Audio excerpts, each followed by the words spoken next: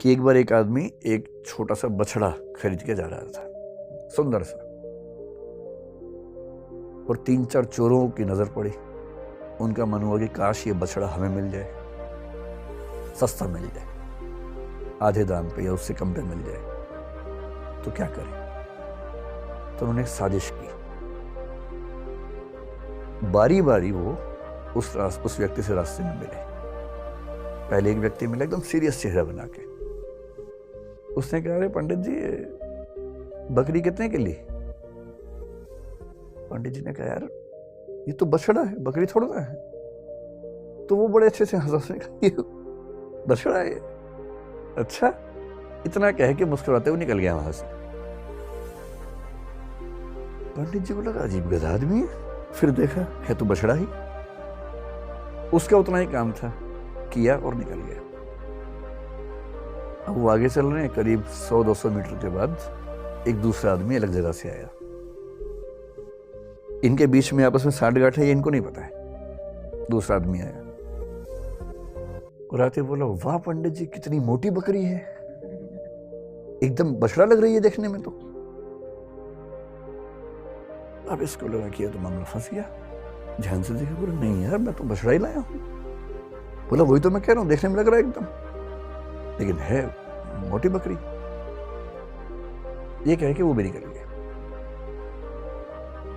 फिर 1 किलोमीटर बाद तीसरा मिला और उसने कहा, पंडित जी बस ऐसी ही बकरी चाहिए मुझे भी, कहां मिलेगी ऐसी बकरी?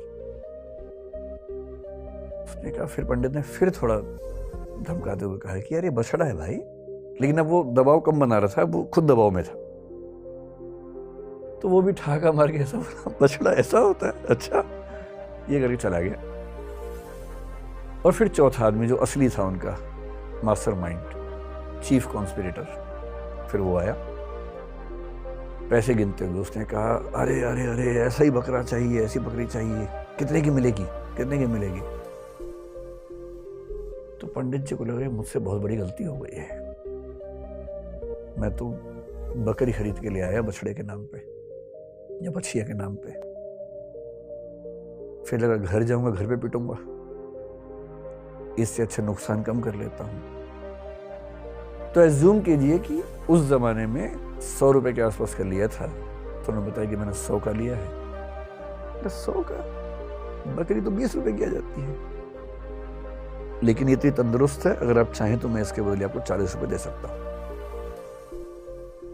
और पंडित जी को लगा कि यार चलो 60 का नुकसान सही, कम से कम 80 का तो नहीं होगा। और 40 का उसको दिया और खुश होकर घर लौटे कि बच गया आज तो।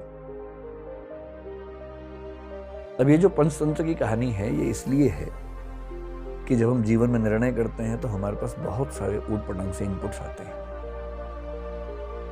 और यदि आप बहुत समझदार इंसान नहीं हैं तो इस बात का पूरा खतरा है कि कोई ना कोई कभी ना कभी आपको बेवकूफ बना ही देगा।